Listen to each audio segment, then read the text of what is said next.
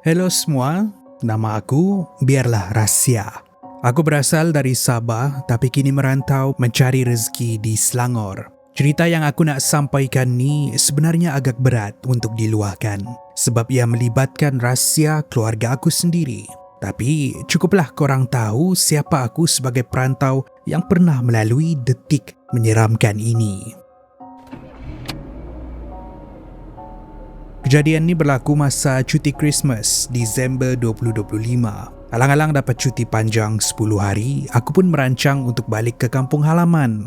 Nak dipendekkan cerita, selepas selesai urusan penerbangan dari Semenanjung, bermalam sehari di Kota Kinabalu dan memandu balik ke daerah Ranau. Siapa orang Sabah mesti tahu jalan Ranau macam mana. Dengan kabusnya yang tebal, sampai sahaja di kampung, aku disambut meriah oleh ayah, datuk dan pakcik-pakcik aku. Biasalah, bila lama tak jumpa, kami pun beli barang dapur sikit untuk buat makan-makan. Malam tu 23 hari bulan. Suasana memang rancak. Rumah keluarga kami ni jenis rumah lama. Rumah kayu 2 tingkat. Bilik tidur pula terletak di tingkat atas. Segalanya bermula sekitar pukul 1 pagi. Masa tengah berborak, tiba-tiba aku rasa tak sedap badan. Rasa berdebar, tapi aku cuba pujuk hati, mungkin sebab penat memandu atau perasaan aku je. Jadi aku cuba abaikan. Kami sambung makan dan minum. Biasalah, orang kita bila berkumpul mesti ada haus-haus sikit untuk meraihkan suasana. Sedar tak sedar, jam dah pukul 3 pagi. Mata pun dah berat. Jadi aku minta diri untuk tidur. Sebelum aku melangkah ke tangga, tiba-tiba pakcik aku bersuara dengan nada yang serius. Katanya, hati-hati kalau naik tangga tu. Aku terdiam sekejap. Kenapa pakcik aku bagi amaran pelik macam tu? Bulu roma aku mula meremang dan terasa tak sedap hati. Aku kata, oh okey pakcik, aku cuba buat macam biasa. Aku pun melangkah menuju ke tangga. Keadaan di situ sunyi sepi. Jauh beza dengan riuh rendah di ruang tamu tadi. Lampu yang menerangi kawasan tangga tu pula malap macam mentol yang nak terbakar. Berkedip-kedip suram. Waktu ni lah aku rasa macam ada sesuatu yang sedang memerhati. Aku mendongak ke atas untuk naik, tapi langkah aku terhenti.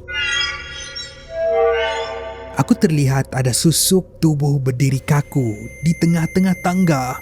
Seorang perempuan. Disebabkan lampu yang malap tu, wajahnya aku tak nampak jelas. Gelap. Dalam hati aku terfikir, ini adik aku kah? Mungkin dia terbangun nak turun minum air. Jadi aku beranikan diri mendaki tangga tu sambil mata tak lepas memandang susuk tubuh tu. Bila aku makin dekat, tiba-tiba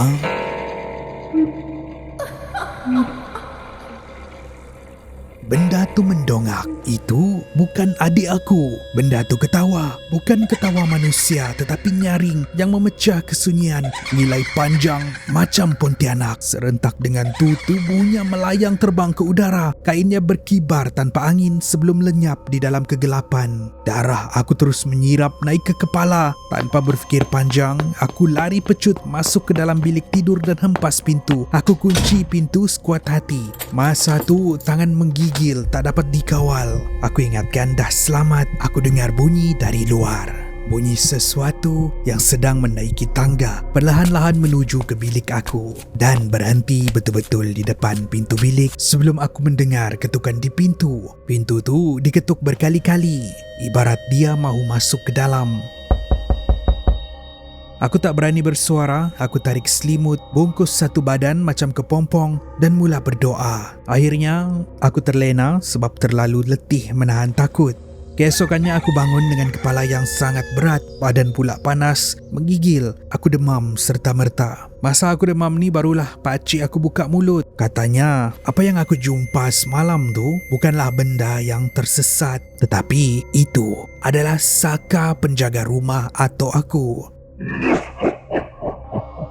Patutlah pakcik aku pun dah bagi amaran. Mungkin dia tahu benda tu ada di situ. Menurut pakcik aku, benda tu akan menunjukkan diri dia kepada orang yang dia jarang nampak. Mungkin sebab aku terlalu lama tidak pulang ke kampung, itulah dia datang. Nasiblah aku tak terlalu lama demam. Selepas dah sembuh, cuti pun dah habis, aku balik bekerja di Selangor macam biasa. Dan itulah antara rahsia keluarga aku yang menyeramkan, yang aku tak akan dapat lupakan sehingga hari ini. Siapa yang ada di rumah Atok oleh Khairi Hizami.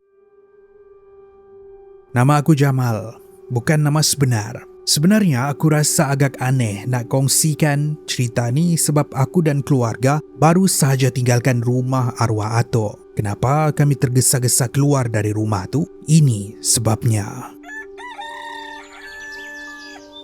Rumah Atok terletak di Sabah, cuma alamatnya tak bolehlah aku dedahkan. Mungkin cerita mak dan ayah aku, orang kampung memang kenal sangat dengan Atok sebab dia ni ringan tulang. Kalau setakat nak baiki kerusi malas atau jam-jam lama, Atok lah tempat orang kampung minta tolong. Kisahnya bermula bila kami dapat panggilan daripada adik ayah yang kami panggil sebagai Pakcik Soot. Pakcik Soot bagi tahu ayah Atok dah meninggal dunia akibat sakit jantung. Ayah terus ajak kami balik kampung untuk teruskan pengebumian. Sejak nenek meninggal dulu dan sekarang Atok pula yang dah tiada, memang tak ada siapa yang berani tinggal di rumah pusaka tu. Kenapa? Sebab ada sesuatu yang tinggal bersama di situ. Walaupun kami tahu ada gangguan, kami sekeluarga dan Pakcik Soot merancang untuk tidur di situ selama 2 ataupun 3 malam. Dan masa itulah gangguan bermula. Pada satu malam, ketika kami semua tidur berhimpit di dalam satu bilik, kami terjaga bila terdengar suara orang menangis. Bunyi itu datang dari bilik tidur Atok. Memang mustahil ada manusia di sana sebab kami semua dah berkumpul di dalam bilik yang sama. Pakcik Soot ni orangnya berani. Bila dia dengar je tangisan tu, dia terus bangun dan nak tengok siapa yang ada di dalam bilik Atok tu. Sampai sahaja di depan pintu, Pakcik Soot buka pintu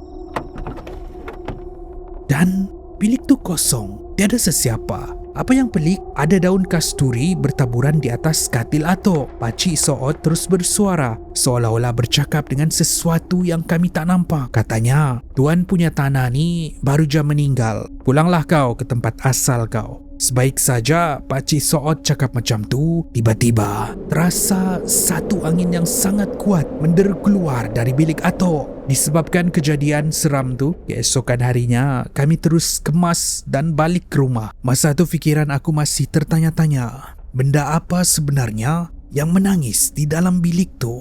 Apa yang paling menyeramkan dan masih lagi menjadi satu misteri? Semasa kami sedang keluar dari kawasan rumah, mata aku terlihat sesuatu di bawah kolong rumah Atok. Aku nampak ada seorang perempuan sedang menangis di bawah kolong tu.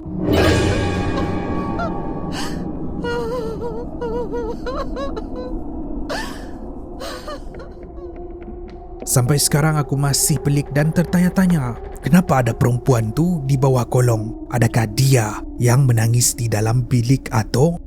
Sejak Atok meninggal, rumah tu pun kosong.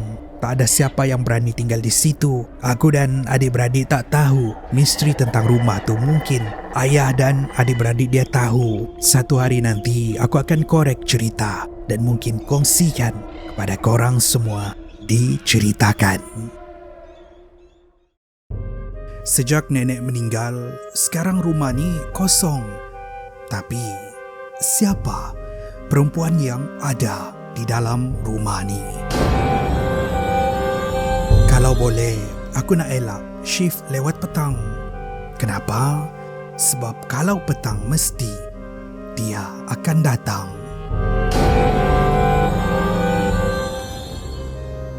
Kenapa dia orang suruh jaga kawasan Tebiar ni walhal tempat ni memang sudah ada penjaga?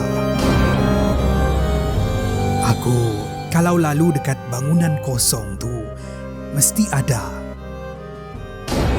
yang mengikut. Setiap orang ada cerita. Ceritakan dengan kami di aplikasi perkongsian interaktif.